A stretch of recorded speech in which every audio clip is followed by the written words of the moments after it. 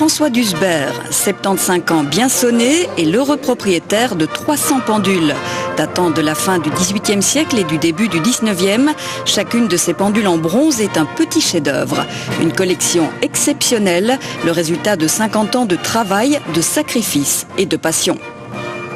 La fascination de l'horlogerie, d'une manière générale, il faut le dire, c'est le seul domaine de l'art où véritablement la science, l'ingéniosité technique est si proche, j'allais presque dire, de la beauté.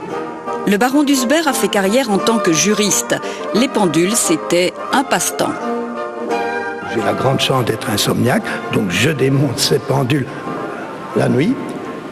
Je les remonte également la nuit, mais entre-temps, je vous rassure, mon épouse les nettoie de jour, bien sûr, dans des bains dosés à l'ancienne, dans les règles de l'art.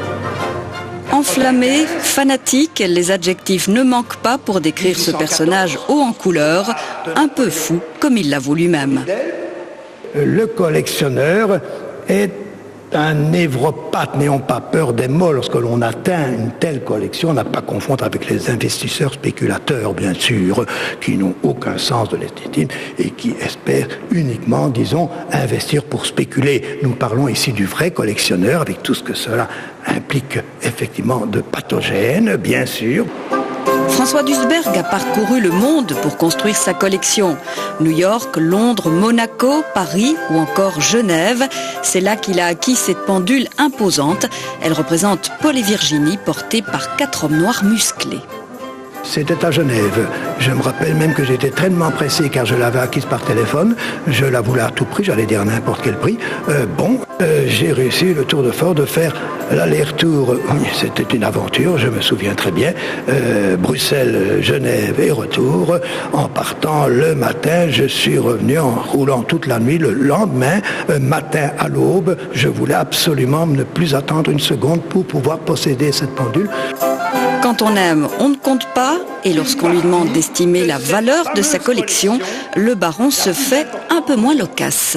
Je n'aime pas de citer de chiffres par principe, mais enfin vous vous doutez que cela peut s'élever effectivement, j'allais dire, sans vouloir en dire trop, peut-être malgré tout, j'allais dire, je n'ose pas le dire. On n'en saura pas plus, mais le baron nous avouera tout de même que la pendule de Paul et Virginie valait, il y a 20 ans, environ 1 million d'euros. Aujourd'hui, au crépuscule de sa vie, François Dusbert se dit inquiet du temps qui passe. Entouré de ses pendules, il est néanmoins un homme comblé, enfin presque. Là, incontestablement, jusqu'à mon dernier souffle, si une opportunité se présente, que ce soit à New York ce soir ou demain, on m'alerte, j'ai un correspondant qui m'alerte et je tenterai ma chance.